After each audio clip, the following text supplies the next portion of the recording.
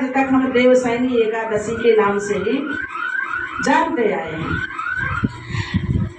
मानधाता राजा थे, उनके राज में अकाल पड़ गया, वर्षा हुई नहीं और जल के समय में वर्षा से ही राजकाज चला करते थे और जो अन्न का उत्पादन होता था वो वर्षा पर ही निर्भर रहता था।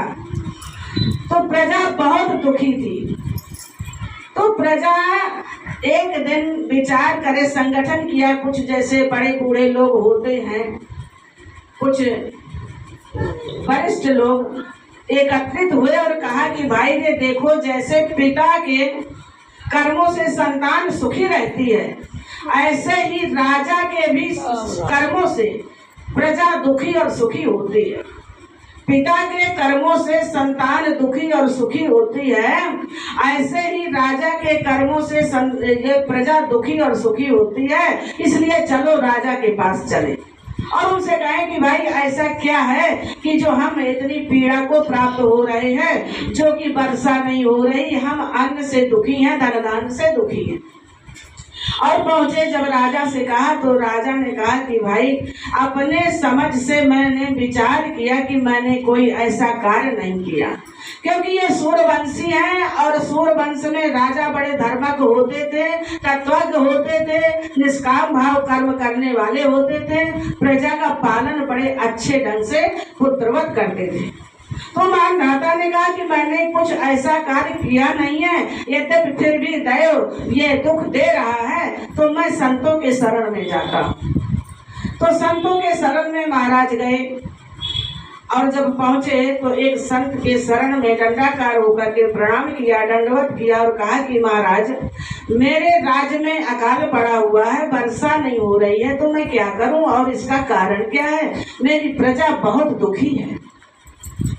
तो उस महाराज ने कहा, उस संत ने कहा, शाश्वतानंद जी महाराज वो संत थे। उन्होंने कहा कि राजन, ये जरूरी नहीं है कि उसका कारण खोजा जाए, वो कारण ना खोज करके वो कार्य किया जाए जिससे लोक का हित हो जाए। तो जिससे तुम्हारी प्रजा सुखी हो जाए वो कार्य मैं तुम्हें बता देता हूँ कि जो तुम बड़े समय से आए हो, अभी 2-4 दिन के बाद या 10 दिन के बाद ये देवसैनी एकादशी है और देवसैनी एकादशी को भगवान विष्णु विश्राम में चले जाएंगे, इसलिए तुम देवसैनी एकादशी का व्रत करो। उस दिन वो जागृत अवस्था में होते हैं और उनके हाथ में सब कुछ है, तो वो चाहेंगे तो तुम्हारे राज्य में वर्षा भी होगी और यदि तुम नियम पूर्वक व्रत करो, निराहार करो, ना निराहार हो तो फलाहार करो और संयम से करो। राजा ने बात को मान लिया, क्योंकि संत की बात पत्थर की लकीर मानी गई है और हमारे राजागण मानते आए हैं। हमारे भारत में यही तो था कि जितने हमारे राजा थे वो संतों के शरण में जाते थे और संतों का सम्मान करते थे, संतों की बात को मानते थे। संत ने कहा कि बहुत कई बार ऐसे व्रत से उद्धार हुआ है जगत का, आप भी करो।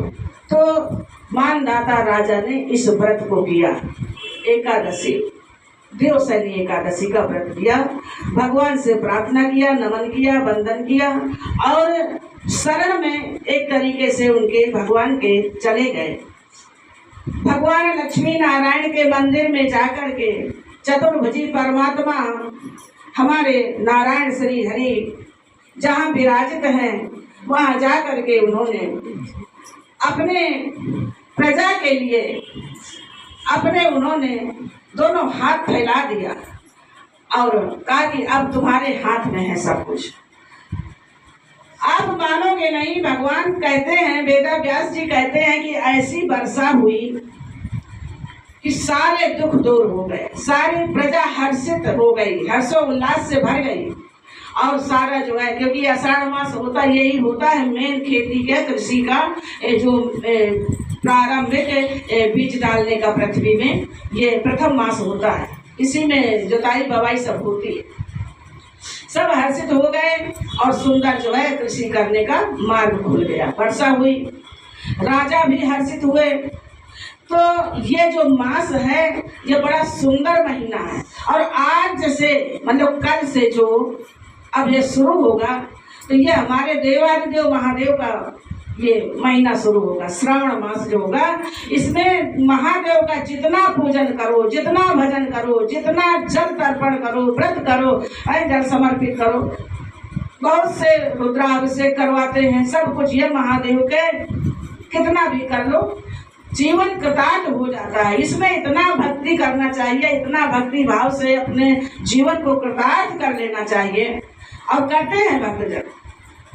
तो इसी प्रकार से और इसी महीने में ये जो महीना होता है इसी में हमारे जगन्नाथ भगवान जी की रथ यात्रा निकलती है।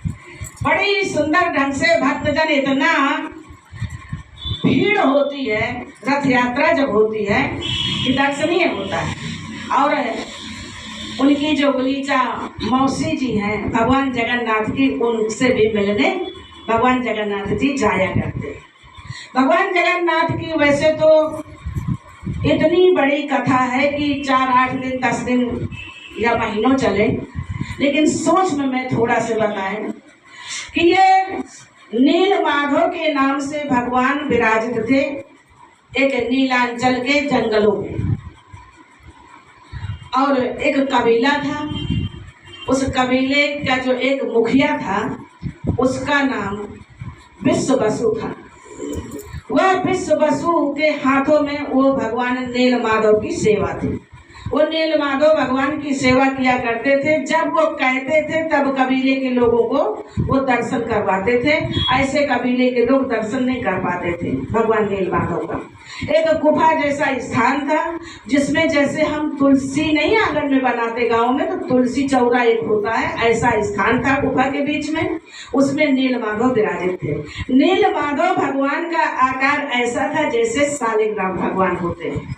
बस क्या है कि उनके जो वो आकार था उससे एक प्रकाश फूटता था रातों दिन 24 घंटा।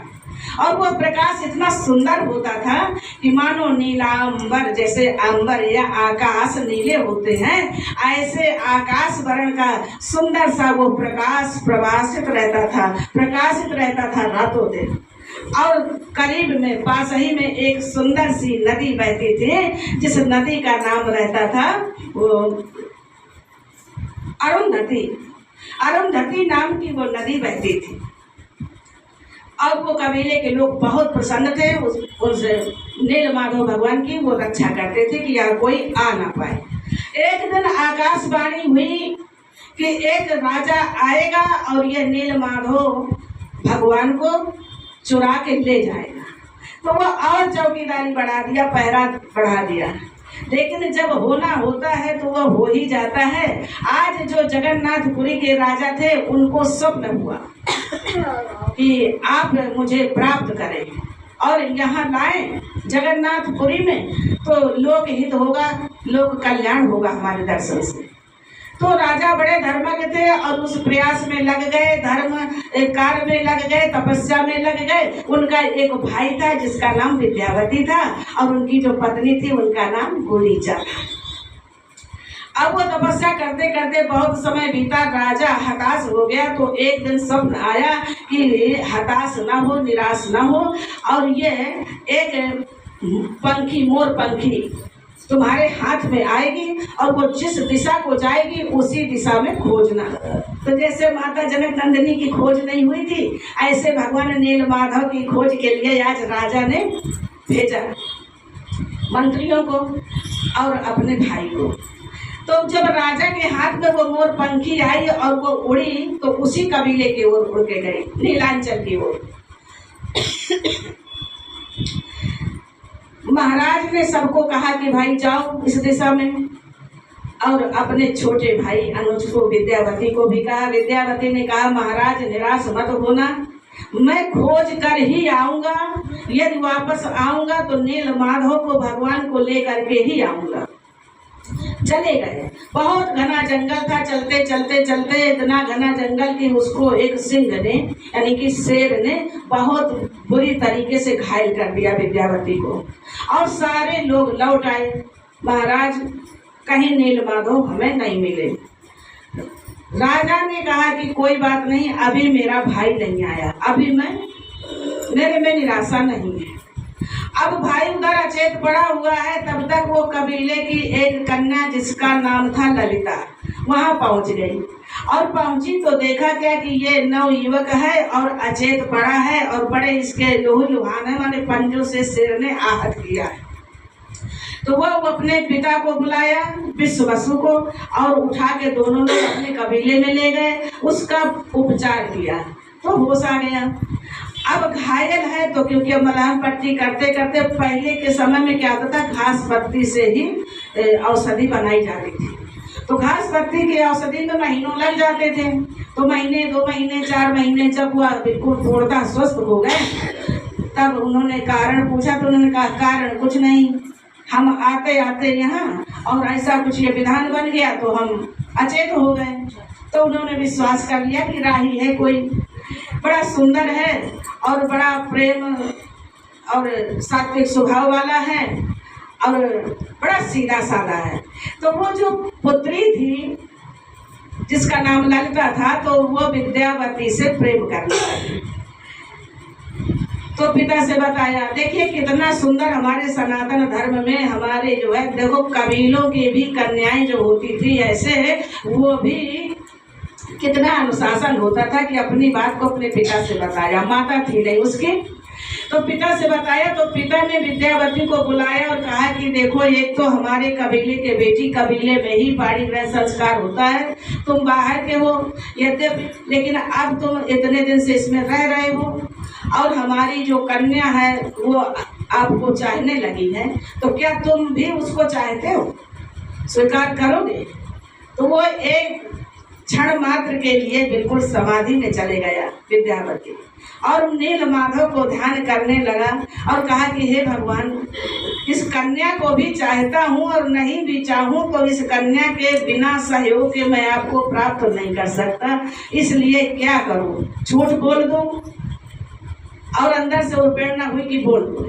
तो उन्होंने कहा कि हाँ मैं भी चाहता हूँ। लेकिन विवाह करोगे? कितना चाहते हो? तो उसके मुख से निकल गया कि जितना भगवान नीलमाधव को चाहता हूँ उतना ही ललिता को चाहता हूँ। तो जो सरदार था वो जो कबीले का, उसको एकदम पसीने छूट गए कि तुम नीलमाधव को कैसे जानते हो? तो वो सहम गया और फिर बोला कि विचार करा, फिर बोला कि नहीं, जब ये आपकी जो कन्या है इसी के कभी कभी ये चर्चाएं करती रहती हैं तो उसी से हमने जाना है। तो फिर वो शांत हो गए। देखिए, जब छल नहीं होता, अंदर कपट नहीं होता तो लोग विश्वास कर लेते हैं। विवाह हो गया। जब उनके ससुर जी वो सरदार जाए मंदिर के लिए तो वो रात रात जाग करके भगवान माधव का प्रसाद बनावे, फूल तोड़ के लावे वो विद्यावती, और पहले रास्ते में खड़े हो जाए और उनको पकड़ा दें गले क्या और प्रसाद। वो बड़े प्रसन्न हुए कि इतना सेवा करने वाला दामाद। उन्होंने हृदय से लगाया और कहा कि पुत्र, तुम जरूर एक दिन नीलमाधव के दर्शन करोगे, मैं तुम्हें करवाऊंगा। यदि तुम मेरे कबीले के नहीं हो तो मैं सबके सहमति से तुम्हें दर्शन करवाऊंगा और तुम बहुत अच्छे हो, तुम अधिकारी हो दर्शन के। और वो प्रसन्न हो गया। अब एक दिन ऐसा आया कि उन्होंने कहा कि भाई दर्शन तो कराएंगे लेकिन तुम्हारे आंखों में पट्टी बांध के ले जाएंगे, रास्ता जान जाओगे, हमें धोखा है, हमें क्योंकि आकाशवाणी हो चुकी है। उन्होंने कहा ठीक है। आंखों में पट्टी बांधा तो विद्यावती इतने चतुर थे कि वो सरसों भर लिया अपनी झोली में और चलते गए और पीछे पीछे सरसों छोड़ते गए। और जब वहां पहुंचे तो उन्होंने कहा पिताश्री, लगता है कि नीलमाधव पास ही में है, कहीं मुझे अनुभव हो रहा है। हाँ, पट्टी खोला आंखों की। कहा बेटे देखो पुत्र, ये पावन पवित्र नदी है जिसका नाम रोहिणी है। इसके दर्शन मात्र से जीवन कृतार्थ हो जाता है। और जो इसमें स्नान करता है, डुबकी लगाता प्रेम पूर्वक, उसको वैकुंठ की प्राप्ति होती है। तो विद्या माधव ने कहा मैं